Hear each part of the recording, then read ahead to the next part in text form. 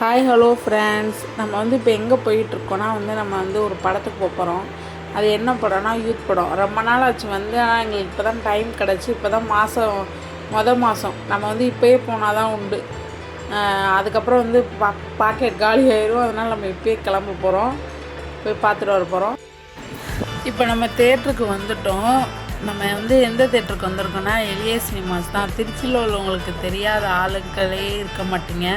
இவங்க வந்துட்டோம். இவங்க தம்பிங்க என்ன பண்ணிக்கிட்டு இருந்தாங்கன்னா, இன்றைக்கி எந்த படத்துக்கு வந்திருக்கோம் அப்படின்னு சொல்லி கேட்டுட்டு இருந்தாங்க. யூத் படத்துக்கு வந்திருக்கோம், அந்த படத்துக்காமா அப்படின்னு சொல்லி கேட்டிருந்தாங்க. அதுக்கப்புறம் நாங்கள் தாய் கிழவி படத்துக்கு போனோம் ஃப்ரெண்ட்ஸுங்களோட. அப்போ நீங்கள் இந்த படத்துக்கு தான் வந்தீங்களாம்மா, எப்படி இருந்துச்சு அந்த மாதிரி சொல்லி கேட்டுட்டு இருந்தாங்க.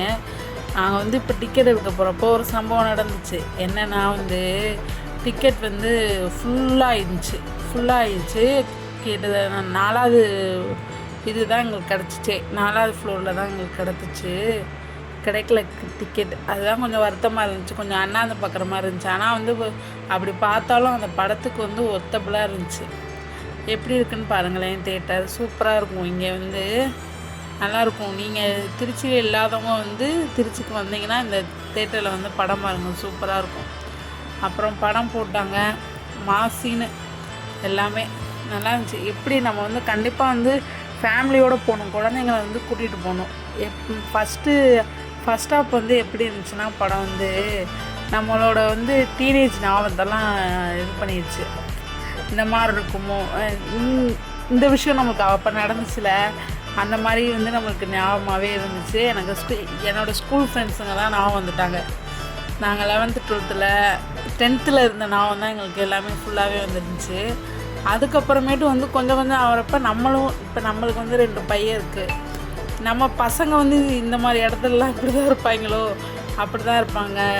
நம்ம பையனை இமேஜின் பண்ணுற மாதிரியே நம்மளுக்கு ஆயிடுச்சு. சூப்பராக இருந்துச்சு. ஆனால் படம்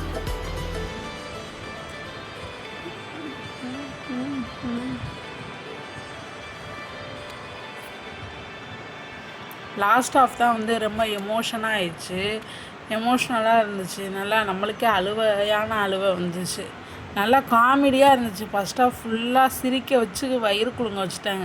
எப்படி ஓடிச்சு நேரம், அந்த 2.5 மணி நேரம் எப்படி போச்சுன்னே தெரில. லாஸ்ட்டாக நாங்கள் ஒரு படத்துக்கு போகிறப்பெல்லாம் எப்போயோ எப்படா முடிப்பாங்க, வீட்டுக்கு போவோம் அப்படிங்கிற ஒரு மைண்ட் செட்லேயே இருந்தோம். ஆனால் இந்த படம் அப்படி இல்லை. செம்ம காமெடியாக கொண்டு வந்துகிட்டே இருந்தாங்க. லாஸ்ட்டில் ஒரு எமோஷ்னலு சூப்பராக இருந்துச்சு. செம்ம என்டர்டைன்மெண்ட்டு. நீங்களும் கண்டிப்பாக எல்லோரும் பிள்ளைங்களோடு கூட்டிகிட்டு போய் பாருங்கள். அப்போ தான் அதோட இது நம்மளுக்கு புரியும்.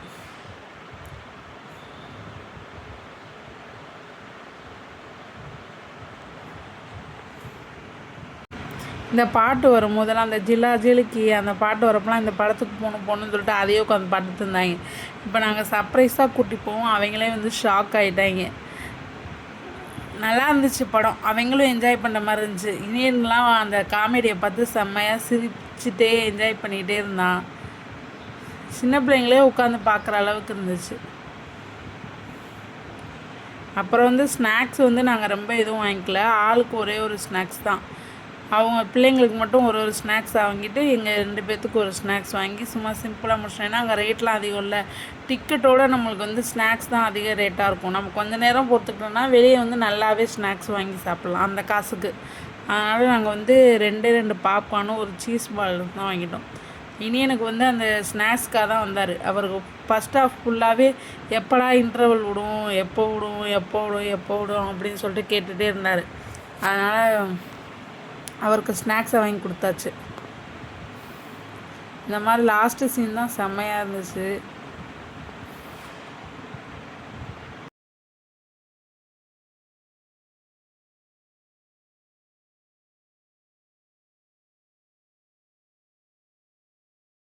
இங்கே பாருங்கள் எப்படி உட்காந்து தின்னுக்கிட்டு இருக்காங்க. கடைசியில் படம் முடிகிற வரையும் தின்னு முடிச்சுட்டு தான் அவனுக்கு ஓய்வு எடுத்தார்.